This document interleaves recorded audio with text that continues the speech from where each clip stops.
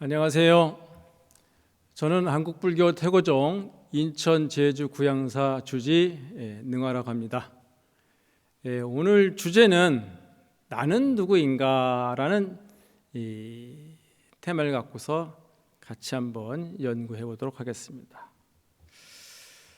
청사는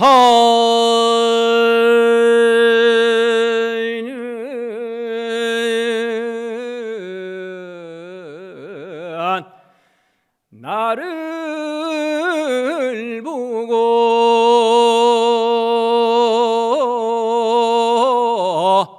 말없이 살라고 창공은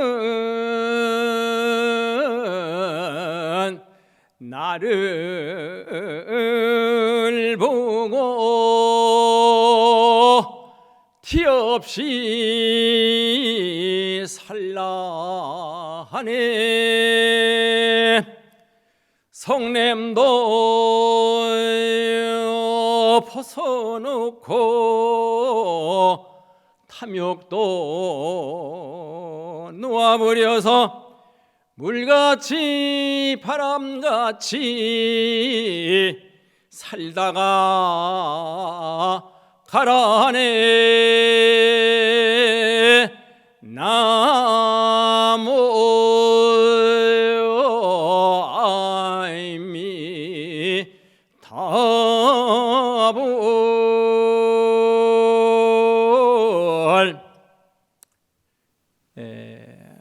나옴 큰 스님이 하셨던 말씀 중에서 이 나라고 하는 글자가 많이 나와서 제가 이 개성을 한번 선정을 해봤습니다. 여기서 나는 누구입니까? 하고 질문하면 저는 나는 능화입니다 하고 답변하겠습니다. 물론 시명 능화겠죠. 이름뿐인 능화다. 그럼 진정한 나는 누구냐? 같이 한번 찾아보도록 하겠습니다. 오늘 여러분들 저와 함께 이렇게 좋은 시간을 갖게 되는데요. 한번 크게 한번 웃어보실까요? 왜 그럴까요? 웃는 시간이 거의 없더라고요. 저도 그렇고 이게 사람들이. 그래서 한번 크게 한번 웃어보도록 하겠습니다. 같이 시작. 옛날 같으면 이 나를 이렇게 웃기는 웃는 나는 누구인가 그러는데요. 나는 나일 뿐입니다. 아무튼 그 나를 한번 찾아서 가도록 하겠습니다. 자, 순차적으로 가기 위해서 우선 불교가 무엇입니까? 하고 질문을 하면 여러분들은 뭘로 대답을 하시겠습니까? 불교가 뭐냐? 사랑이 뭐냐고 물어보면 남진 씨는 눈물의 씨앗이라고 그랬었는데 불교가 무엇이냐고 물어보면 답을 우리 불자님들이 잘 못하시더라고요.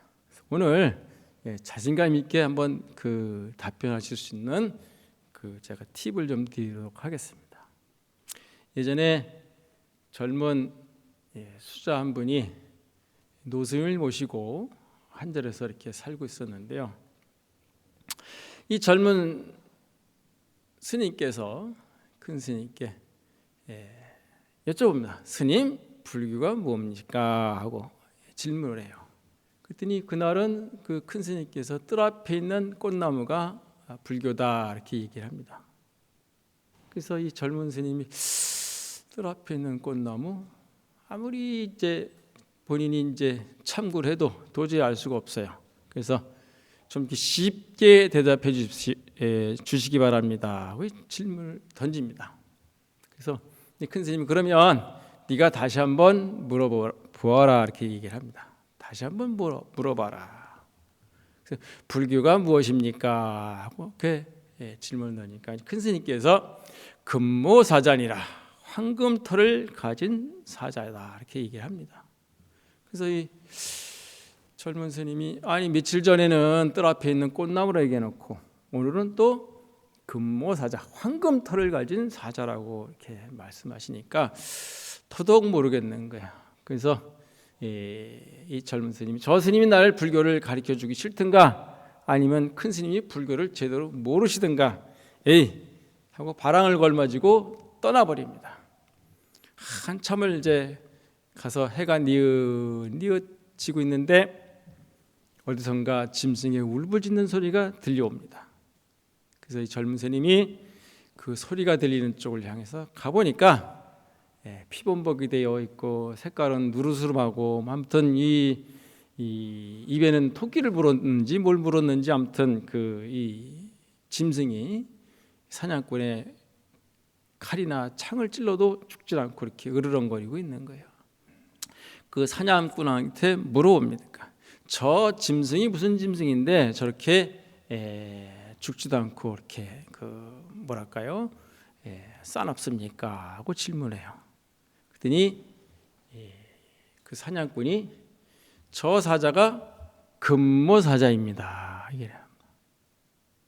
그러니까 이 젊은 스님께서 그 무릎을 탁 치면서 큰 스님께서 나에게 이렇게 쉽게 가르쳐 준 거를 내가 모르고 여태까지 이렇게 허송세월을 했구나.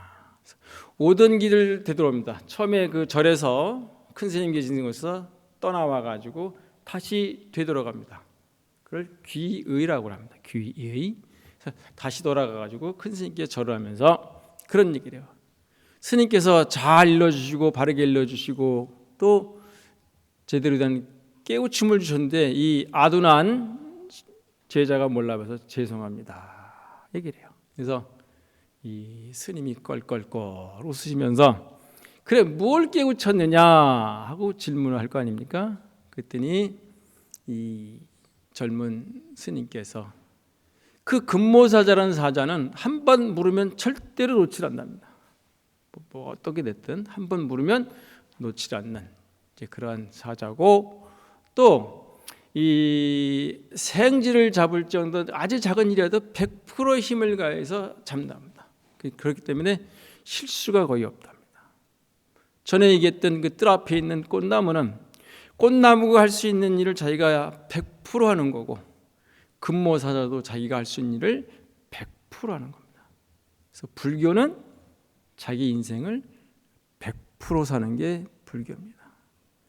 제가 동대에서 이 박사 과정을 다 끝나고 강사로다가 10년 가까이 강의를 했었는데 1학년만 특히 그 불교와 인간이라는 과목을 하게 되는데 꼭 이 질문을 학생들한테 합니다. 근데 하고 보면 100% 하는 학생이 거의 없고 90, 80, 70 계속 내려가서 50, 40 그때야 손을 듭니다. 그래서 제가 여러분들이 50%, 40%하고 이 동국대학을 들어왔을 때는 여러분들은 거의 천재다. 앞으로 퍼센테이지를 올리는 것이 가장 중요하다. 그래서 앞으로 우리 불자님들은 누가 불교가 무엇이냐 하고 질문할 것 같으면 어떻게 답변하면 됩니까? 금모사자니라. 그 사람이 알든지 말든지 그거는 나중 문제고 좀 더 자세히 가르쳐 달라고 그러면 그렇게 이렇게 대답을 하심으로 해가지고 뭐랄까요 한 사람 두 사람 깨우쳐 주시는 것도 참 고마워 일입니다. 제가 우연찮게 그 주례를 몇 번 이렇게 본 적이 있었는데요. 그래서 그러니까 신랑한테는 이 금모사자를 선물하고 신부한테는 제가 이제 공작새를 선물합니다. 그래서 공작새라고 하는 새는 이 일반적인 사료나 곡식을 먹으면 맥을 못 쳐요. 힘이 있어 날개도 필 수 있는 이 힘이 없을 정도로. 그래서 과연 뭘 먹어야 과연 이 공작새가 힘을 받는가 했더니 독초하고 독사를 먹습니다. 그러니까 그 독초도 이 공작새 배에 들어갈 것 같으면 속이 뭐 보통 뭐 열불이 나겠죠. 그런 걸 먹음으로 해서 이 공작 그 날개도 펼치고 또 이렇게 힘있게 살아가는데 우리 사람들도 남한테 꾸지람 또 뭐 여러 가지 안 좋은 얘기들을 잘 소화할 수 있어야지만이 나중에 그 공작 기틀을 펴는 것처럼 명성도 좋아지고 또 세상에 많은 도움이 될 수 있는, 또 이름이 날릴 수 있는 그런 사람이 될 수 있다 해서 이 신랑한테는 금모사자, 신부한테는 이 공작새를 이제 선물합니다. 오늘 여기 모이신 분들한테는 제가 이 금모사자를 하나씩, 이 아기 사자를 분양할 테니까 한번 잘 키워봐 주시기 바랍니다. 아시겠죠? 그 다음에 우리가 가장 이제 궁금해하는 것이 과연 극락과 지옥이 있습니까? 그 질문들을 많이 하게 돼요. 그래서 극락은 뭐 즐거움이 한량없는 것이고 지옥은 괴로움이 한량없는 것이 되겠죠. 그래서 이 어느 날 참선 수행을 잘하고 계시는 스님이 있는데 웬 젊은 장수가 갑자기 달려들어가지고 칼을 뽑고서 이 그 큰 스님께 칼을 목에 겨누는 극락과 지옥이 있다고 그러는데 나에게 바르게 일러라 하고 이렇게 울그락불그락 이제 난리가 났어요.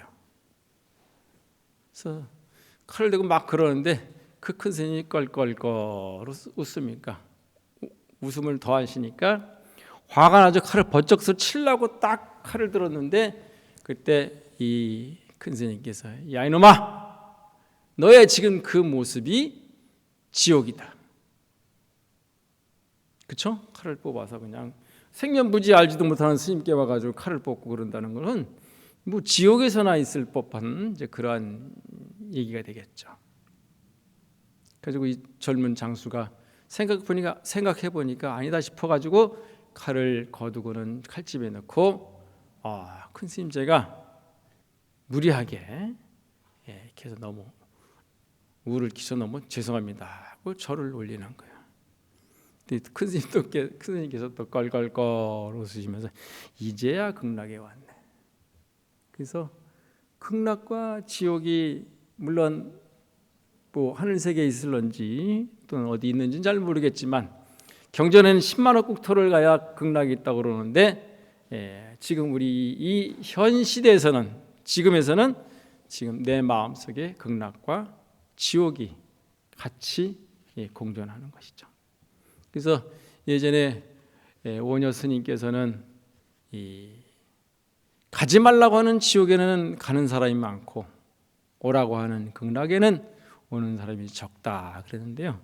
우리 불자들은 늘 극락 세계에서 집도 또 직장도 학교도 다 극락인 불국토를 만드는 것이 우리 불자들의 도리가 아닌가 생각이 됩니다. 오늘부터 꼭 극락에서 뭐랄까요, 여러분들이 같이 즐겁게 사실 수 있기를 제가 간절히 축원 올립니다.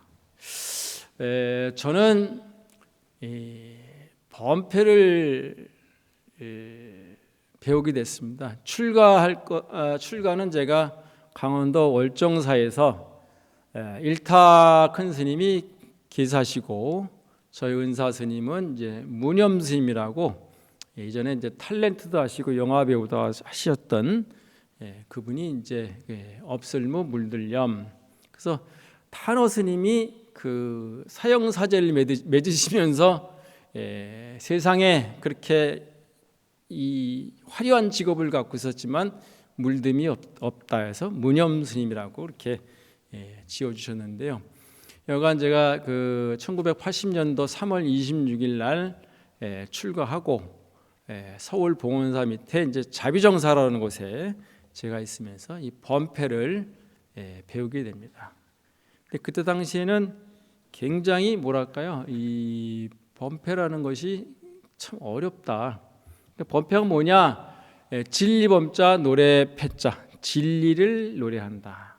그래서 그 안에는 뭐 춤도 있고 음악도 있고 그다음에 도량정음이라 해서 종합미술적인 그러한 그 작품들이 다 녹아져 있고요. 그래서 송암 큰 스님께 제가 또 공부도 하고 또 이륜 스님, 구혜 스님께도 이렇게 제가 공부를 해서 올해 이제 43년째 되는 해인데요. 얘기 나온 게 범패에 대해서 간략하게 좀 더 말씀을 드리겠습니다. 범패는 본래 이제 인도에서 그 영축산에 그 부처님께서 법화경을 설하실 당시에 묘음보살께서 묘할 묘자에 소리옴자 쓰시는 분이신데요. 그분이 천동천년을 건너리고 와서 부처님을 찬탄을 했다고 하는 것이 불교에서의 이제 범패의 시원이 됩니다. 그 범패가 중국으로 가서 중국의 그 조식이라고 하는 그분이 조조의 네 번째 왕자라고 그러는데 조식이라고 하는 분이 이 중국적인 범패를 만들게 됩니다. 근데 우리나라에서 이제 진강국사라고 하는 분이 그 범패를 배우시는데요. 그분은 본래 그때 중국 갈 때는 그 일반 청년이었어요. 청년회. 그래가지고 뱃사공을 노릇을 하면서 중국을 갔는데 그때 배에서 내리자마자 신감선사라고 하시는 그분을 만나게 됩니다. 그걸 한 20년 정도 이렇게 공부를 하신 것 같아요. 하고 나서 한국으로 이제 다시 오시게 되는데 그때 당시에 이제 그 경주도 물론 계셨겠지만 옥천에 있는 쌍계사라고 하는 절에서 이 범패를 가르쳤다고 말씀하시더라고요. 그래서 처음에 이제 제자가 이제 하나 둘 늘더니 한 400명, 4,000명 이렇게 제자가 많이 늘었다고 말씀하세요. 근데 이 중국의 그 발음이 거의 이제 비음입니다. 콧소리 비슷하게 해서 스님들이 연부를 배우는데 코를 잡고서 연부를 하니까 아 이거는 아니다. 한국적인 범패를 만들어야겠다 그런 생각을 하셔요. 그래가지고 이제 시자를 데리고서 섬진강으로 이렇게 가십니다. 가가지고 물고기들이 노는 그 모습들을 보면서 한국적인 범패를 만드시게 돼요. 이게 이제 우리나라의 그 이제 그 범패 이제 시조라고 하시는데 소리 한번 들어보시겠습니까? 네. 그래서 이제 거불성이라 그러는데요.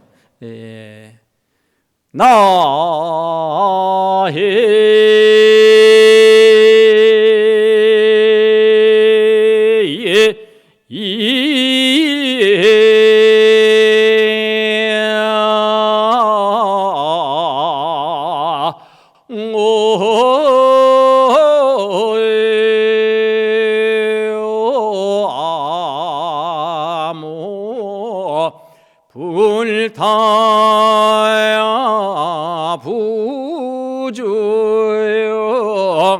광림법회.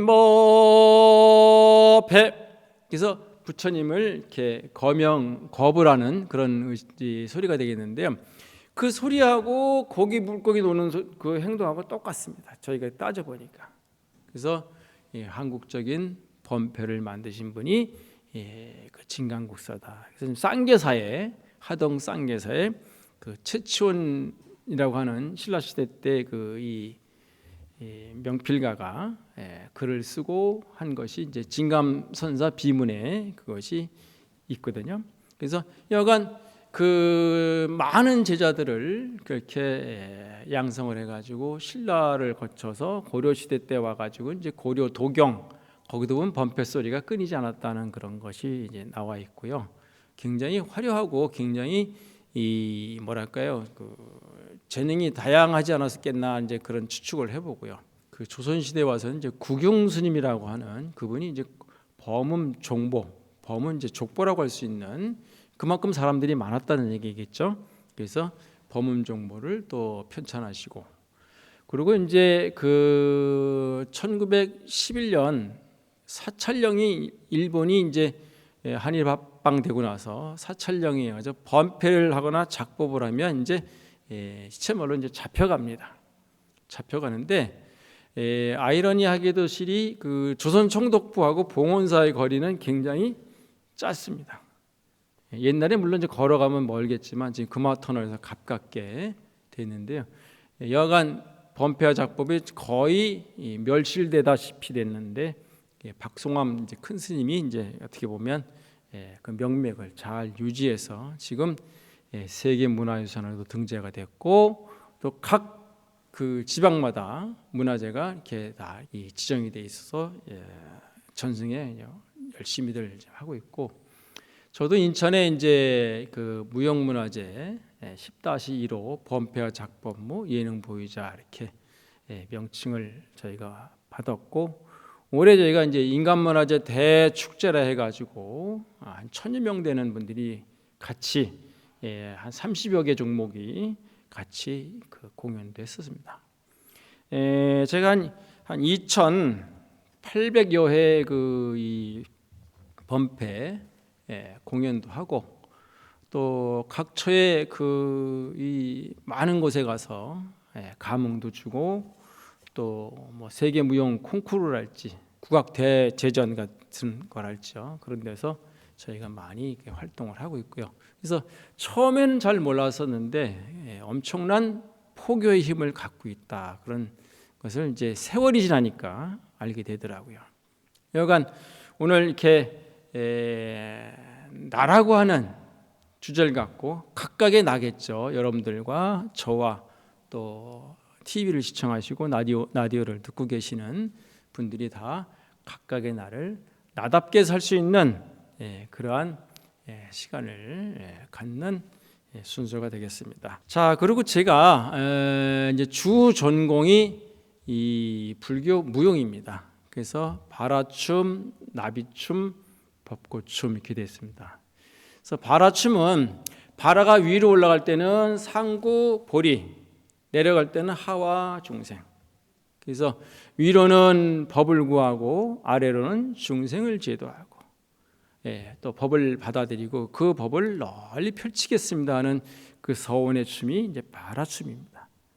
물론 심볼 렌즈라 해가지고 뭐랄까 일체 마장을 부숴버리기도 한다는 이제 그런 의미도 담는데요. 여간 저는 그 바라춤을 법보를 상징한다 이렇게 표현하고 논문에도 제가 그렇게 썼습니다. 쓰고 그 다음에 이제 나비춤이 있는데요. 나비춤은 나비의 전신이 그 애벌레입니다. 애벌레는 하루 종일 가도 이 신메다기가 참 어렵습니다. 눈을 들어서 하늘을 보니까 새는 왔다 갔다 하는데 이 애벌레가 그런 서원을 세웠다고 얘기를 해요. 나도 만약에 부처님 날 수만 있다면 가장 아름다운 꽃내음을 부처님께 공양 올리겠습니다, 그런 서원을 세웠다고 얘기를 해요. 근데 그 애벌레가 고치가 되고 그 고치를 깨고 나왔을 때 이걸 각으로 봅니다. 깨달음으로. 그래서 해탈무, 니르바나 댄스를 추게 되는데, 이것은 부처님을 상징하는, 불보를 상징하는 그런 춤이다, 그렇게 얘기를 합니다. 그 다음에 이제 법고춤은 법고에 있는 가죽이 축생을 의미합니다. 그렇게 하고 절에는 그 통에, 북통에 그려져 있는 것이 용입니다. 용은 성스러운 짐승이다, 이렇게 우리가 표현을 하기도 하고요.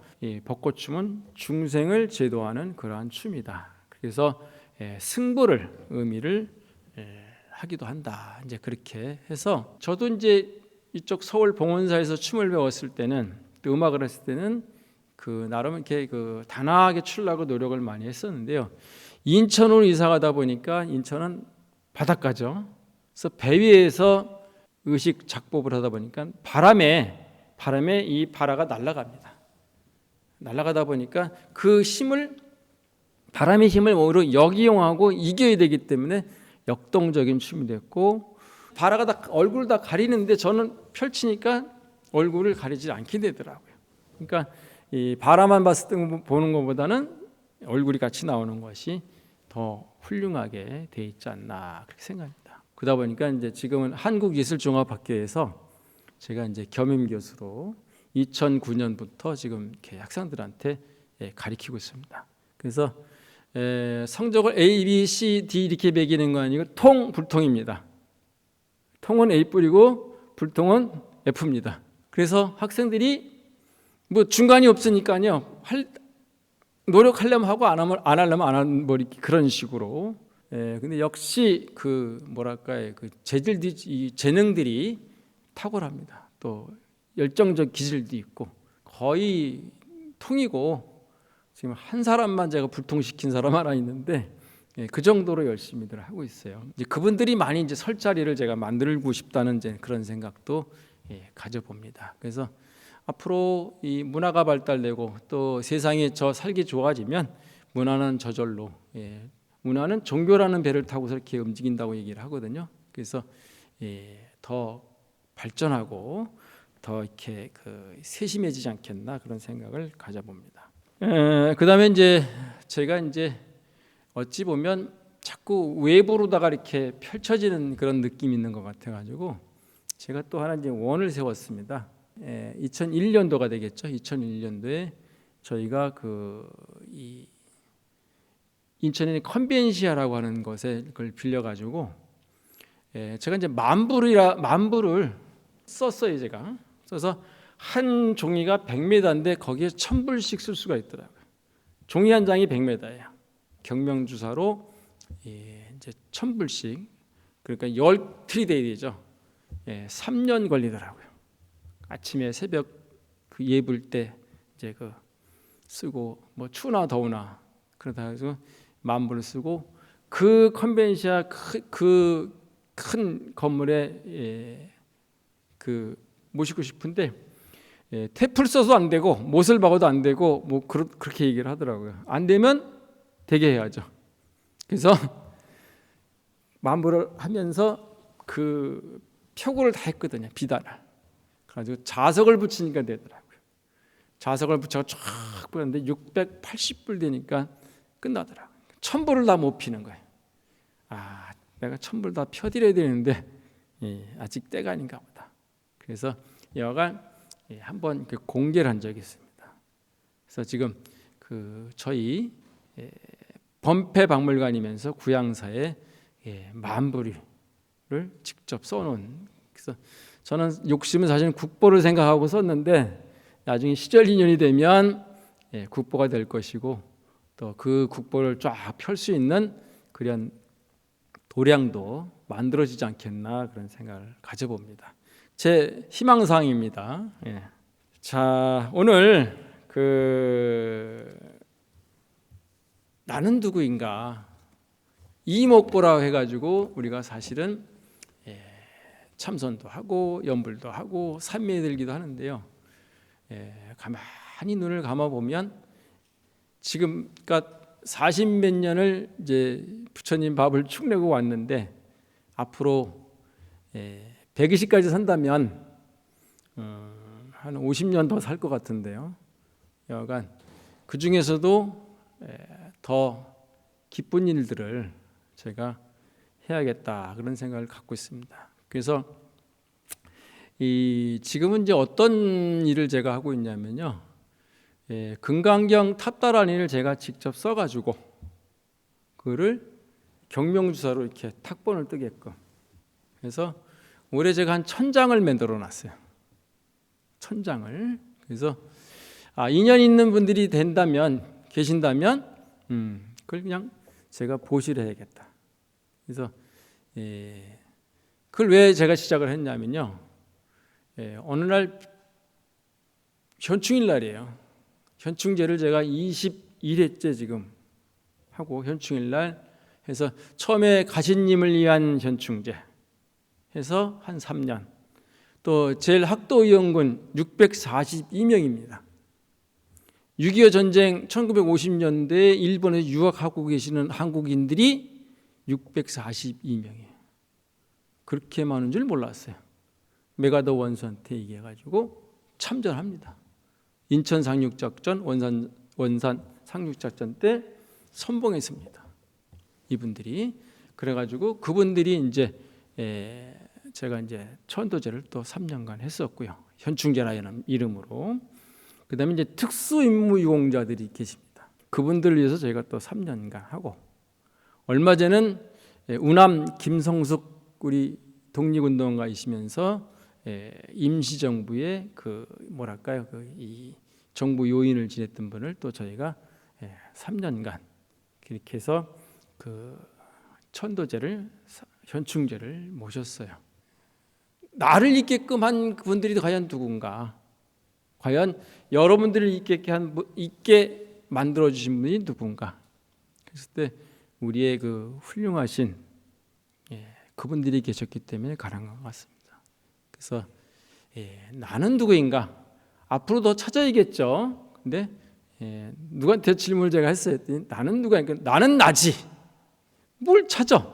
뭐 그렇게 하시는 분도 계신데 아무튼 찾다 보면 좋은 또 이렇게 공부가 되지 않겠나 생각이 듭니다. 그래서 앞으로 좀 더 발전된 불교, 부처님의 법을 바르게 펼 수 있는 그런 불교 공부를 더 열심히 하고 또 후학들을 잘 키울 수 있도록 그렇게 노력을 하는 것이 나다운 삶이 아닌가 생각이 들고 또 그분들이 또 잘 갈 수 있는 길을 열어주는 것도 또 저의 역할이 아닌가 그런 생각이 듭니다. 그래서 오늘 이 즐거운 시간 또 행복한 시간 극락국토가 될 수 있는 그런 시간을 갖게 돼서 너무 감사드리고요. 자주 시간을 내서 여러분들과 같이 대화할 수 있는 시간을 많이 가져보도록 하겠습니다.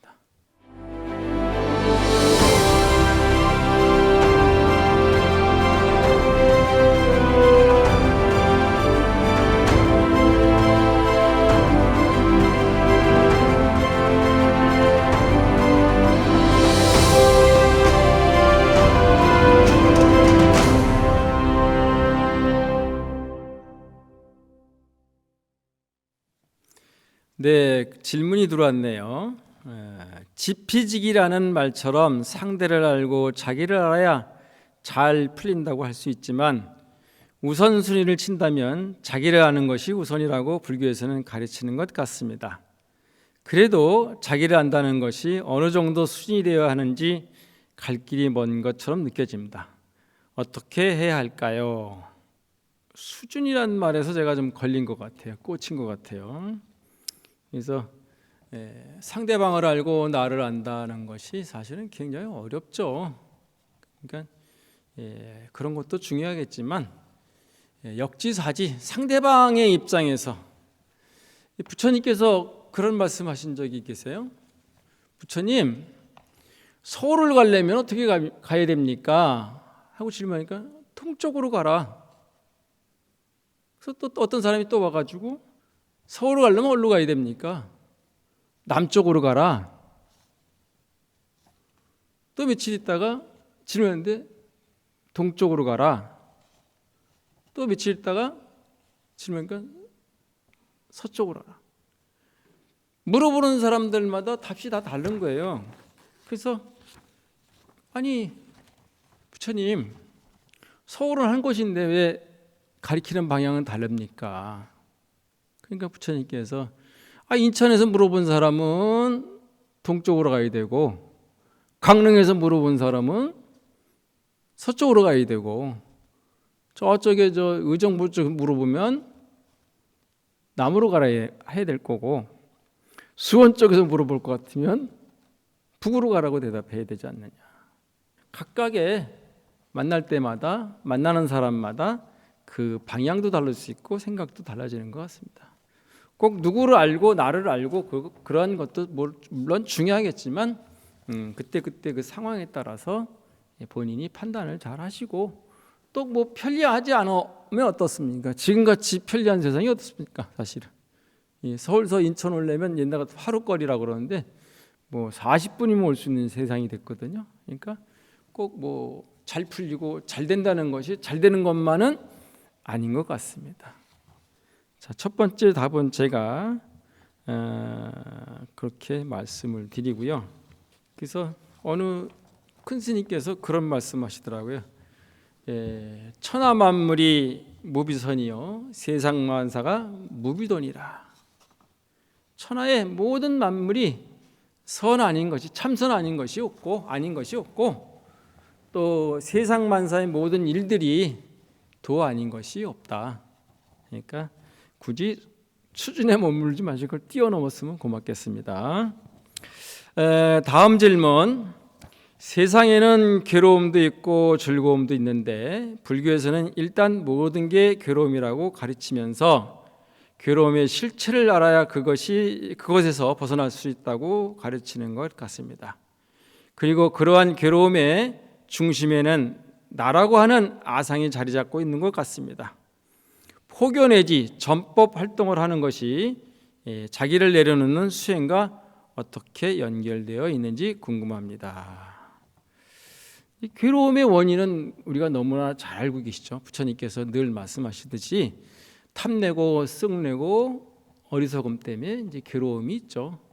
그러니까 탐내고 쓱내고 어리석음을 내가 좀 멀리하고 탐하는 것을 뭐 반으로 줄이면 고통도 반으로 줄을 것이고요. 탐진치 삼독을 멸했으면 좋겠다. 멸한다는 것은 어떻게 보면 참 쉬운 일이 아니더라고요. 저 스님이지만 저도 탐내고 쓱내고 어리석은 마음이 찰나찰나 일어날 때가 많죠. 그러나 그것을 잘 지혜롭게 넘어가는 것이 좋겠죠. 특히나 이 나라고 하는 아상을 갖고서 바란다면 더욱더 힘들겠죠. 여기서 포교 내지 전법 활동, 행동으로 보여주는 것이 우리 불자들입니다. 그래서 천고의 자취를 갖춘 감춘 학이 될지언정 말자라는 앵무새는 되지 않겠다. 제가 월정사 출가했을 때 탄원 큰 스님께서 법문하시면서 그런 말씀을 하시더라고요. 말자라고 또 쓱내고 어리석음이 가득한 그보다 내 앞에 있는 작은 이득보다는 많은 사람이 같이 이득을 함께 할 수 있는 이제 그런 것들이 필요하겠죠. 그것이 보시고 또 지혜고 인역이고 선정이고 지혜고 우리 육바람이 되지 않겠나 그런 생각이 듭니다. 그래서 가장 쉬운 것이지만 우리가 행했을 때 그것이 이제 참다운 불자가 되고 올바른 정진을 하다 보면 불교인으로서 행복한 불교인이 되지 않겠나. 그게 바로 나라고 생각합니다.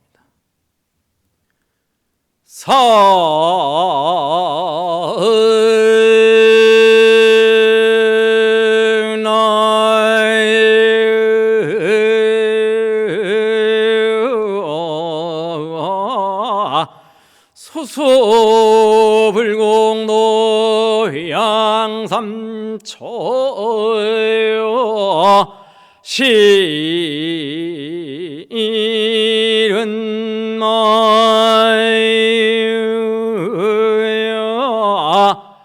대한민국의 천초의 만세 남북 평화 통일 속성취 불일증이 법륜상전어 무궁만세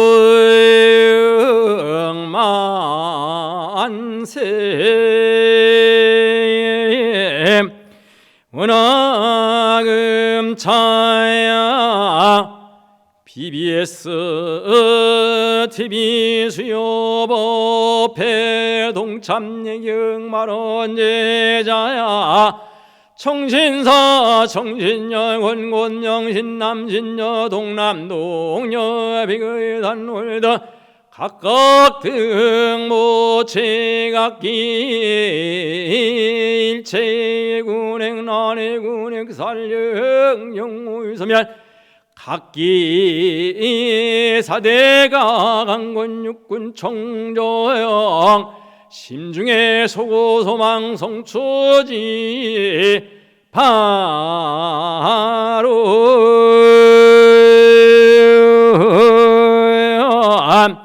연우원 마반야 바라밀 마반야 바라밀 마반야야 바라밀